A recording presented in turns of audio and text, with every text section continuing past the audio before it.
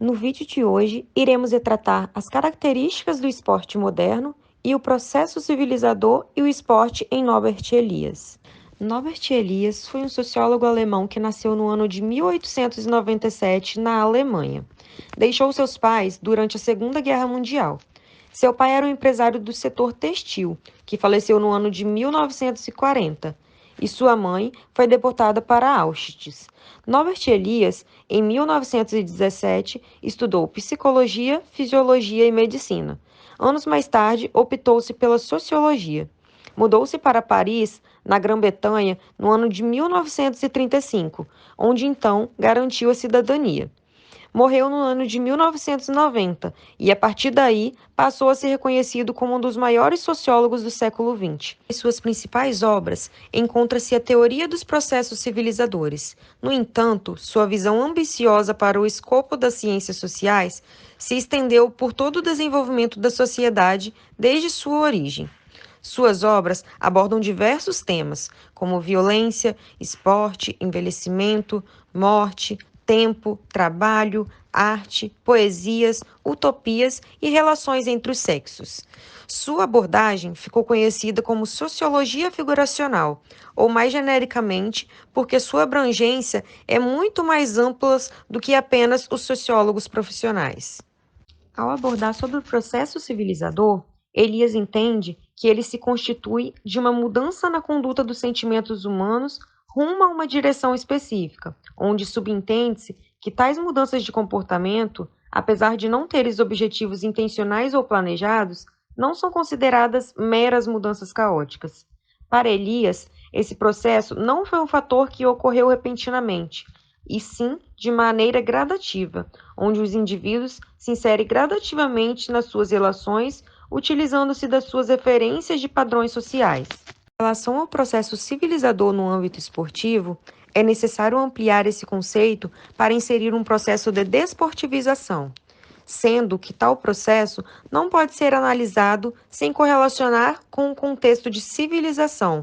Discussão essa que marcou alguns estudos científicos no século XX. Para melhor entendimento acerca dos pensamentos e abordagens de Elias, é relevante entender que no âmbito esportivo é possível de identificar e formar pessoas civilizadas perante a sociedade através do desporto. Para Norbert Elias, a sociologia trata-se dos problemas da sociedade, sendo tal sociedade formada não só por um homem, mas por ele e por todos os demais. Para Elias, deve-se estudar a sociedade e a relação com os indivíduos sem a existência de barreira que os separe, racismo, religião, ideologia, de forma que todos sejam interdependentes em sua concepção, formando-se assim teias de interdependência, onde os indivíduos seguem regras de comportamento e realizam trocas variadas. A configuração social é a forma como a teia de interdependência se manifesta. Tal ideia de teia de interdependência é vista no filme Duelo de Titãs, já no momento em que os alunos embarcam nos ônibus rumo à concentração. Na concentração, os problemas raciais persistem entre os alunos, porém, com as intervenções do treinador Bonner, isso foi sendo minimizado, e a convivência diária dos alunos na concentração passa a formar vínculos afetivos na equipe, o que favorece ao convívio harmônico entre negros e brancos, teias de interdependência. Norbert Elias considerava a compreensão do desporto indispensável para o conhecimento da sociedade e compreendia a necessidade do diálogo entre diversos campos do saber, pois só assim se podiam verificar as contribuições, não apenas quanto ao conhecimento do desporto, mas também quanto à compreensão das sociedades humanas. Nesse aspecto, ele lança uma crítica às ciências sociais e à sociologia em particular, de estarem correndo risco de se desintegrarem num amontoado de especializações profissionais sem ligações entre si. Elias, 1992, afirma: é tornar conhecida qualquer coisa previamente desconhecida para os seres humanos, é alargar o conhecimento humano, torná-lo mais seguro e mais ajustado, e, de certo modo, em termos mais técnicos, alargar o fundo dos símbolos humanos à área de conhecimento ainda não abrangida por ele. Como diz, a finalidade é a descoberta. Ao se tratar sobre o esporte, o sociólogo procura localizar um local destinado sobre suas obras a esse fenômeno que cresce cada vez mais na sociedade contemporânea. Para falar do esporte, a partir da leitura de Elias, faz-se necessário alargar esse conceito para o processo de desportivização, sendo que essa tal desportivização não pode ser analisada sem ser relacionada ao contexto da civilização, discussão que marcou o estudo das ciências humanas nas primeiras metades do século XX. O processo civilizador e o esporte, em Norbert Elias, podem ser lidas na obra do autor, na tentativa de entender certos aspectos da sociedade humana, não, contudo, abstraindo-se de sua dinâmica, de sua gênese, de seu caráter como processo de seu desenvolvimento.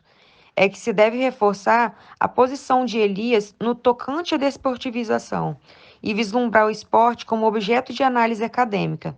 Mas, para isso, não pode deixar de agregar os trabalhos de Eric Dumming. Nesse sentido, só é possível compreender a posição desses autores quando se admite junto a eles as formas e os significados do esporte moderno que se desenvolveram como parte do processo civilizador. Ao se tratar do esporte moderno, segundo Elias e Dunning, o termo esporte moderno veio com a intenção de diferenciar o esporte atual moderno com os esportes antigos ou tradicionais. E com isso, fazem algumas rupturas para explicar facilmente diferenças entre eles. Começando com que os esportes modernos não estão ligados com rituais religiosos, com guerras ou qualquer outro tipo de ritual festivo. O esporte moderno, por sua vez, vem com a perspectiva de postular igualdade aos jogadores, com o espaço e tempo próprio para a prática, e as codificações das regras e práticas. O esporte moderno é uma atividade de grupo organizado, centrado no confronto entre duas equipes ou participantes, que exige algum tipo de esforço físico, restringidos e guiados pelas regras criadas, dando assim a mesma oportunidade a todos. Com isso, os autores separam a dinâmica em algumas fases ou etapas. Etapa 1: fixa e flexibilidade. Se os jogos e esportes não tivessem uma regra fixa, seria uma desordem total. Porém, se não houver uma flexibilidade, as modalidades seriam todas iguais. 2. A interdependência de jogo e jogador. Isso se trata de que o jogo só vai existir se tiver jogador. O exemplo que o autor dá é: sem pessoas não tem sociedade. A mesma coisa funciona com o jogo. 3. A interdependência de jogadores.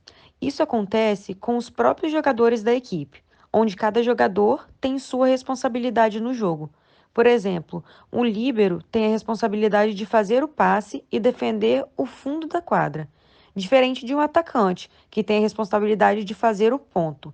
Senão, os jogadores iriam fazer a mesma coisa e iria virar uma desordem total no jogo. 4. Equilíbrio entre aqui. Nesse caso, entra as regras que têm como responsabilidade de dar equilíbrio aos mesmos direitos a todos os jogos. Com isso, todos teriam as mesmas oportunidades, gerando assim um equilíbrio entre os jogos e jogador. 5. Equilíbrio entre a equipe. Este está mais relacionado ao equilíbrio de enfrentamento. Exemplo: para você gerar um equivale na disputa, você tem que equiparar as forças, as capacidades e esse equilíbrio que chamamos de categoria, relacionado a pesos, idades, materiais, equipamentos utilizados durante a competição, o que faz com que todos tenham as mesmas capacidades de enfrentar um ao outro. Contudo, independente do esporte moderno ter regras, para conseguir fazer com que o jogo seja algo específico, não significa que a modalidade não sofra mudanças de uma região para outra, ou até mesmo de um lugar ou um momento para o outro.